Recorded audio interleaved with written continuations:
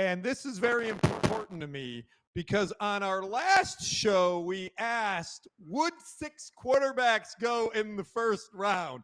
And you said 4 would go in the first round. Now, not only, Jimmy, did 6 go in the first round, but 6 went in the first 12 picks. I know. But you know what? You know what that tells me? That the new era is here. We're not ushering it in anymore. It's not upon us. It's not on the eve. It's here. When you have 6 out of the first 12 NFL picks be offensive juggernauts as they are hoping to be, particularly quarterbacks.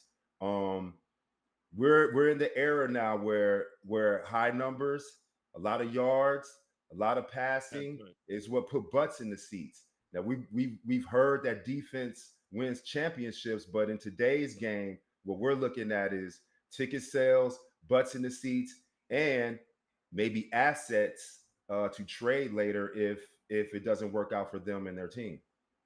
So, Jimmy, just to recap here, the Bears took Williams at 1 and Jaden Daniels, your guy, at 2. Drake May went number 3. Michael Penix went number 8. That was a surprise. We'll talk about that in a minute. J.J. McCarthy went 10, the Vikings.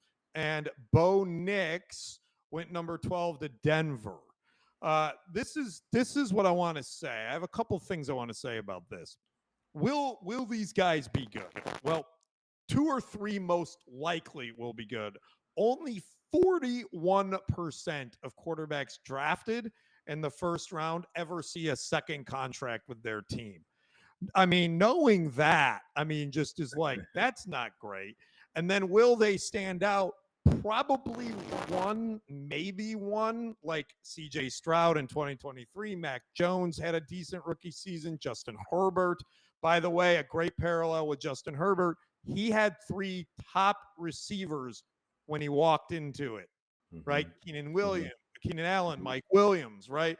So Caleb Williams is walking into a similar situation. I just think that it's not guaranteed. Which one of these guys, Jimmy, that I listed off, do you think maybe not one of the bigger names that might end up having a good career because of where he landed or just kind of the type of player he is? What do you think? Well, and it's going to sound so much like a homer answer. Knew it.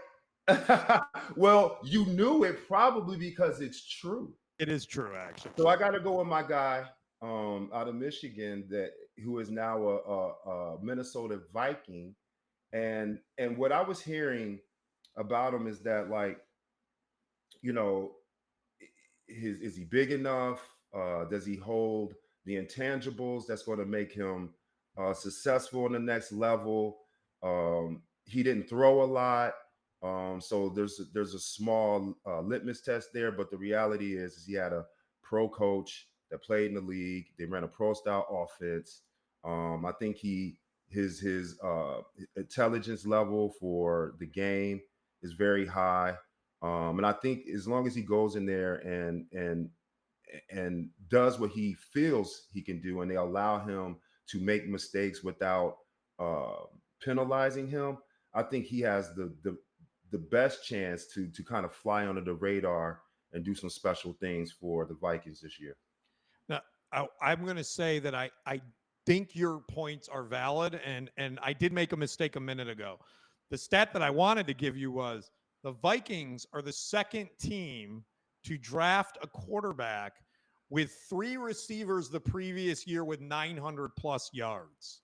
Oh, wow. So, yes. The other was Justin Herbert, his rookie year. I had that wrong, but it was over 900. Well, again, if you're looking at it and you kind of do a comparative analysis, it seems like Caleb should step in and the Bears should be very successful.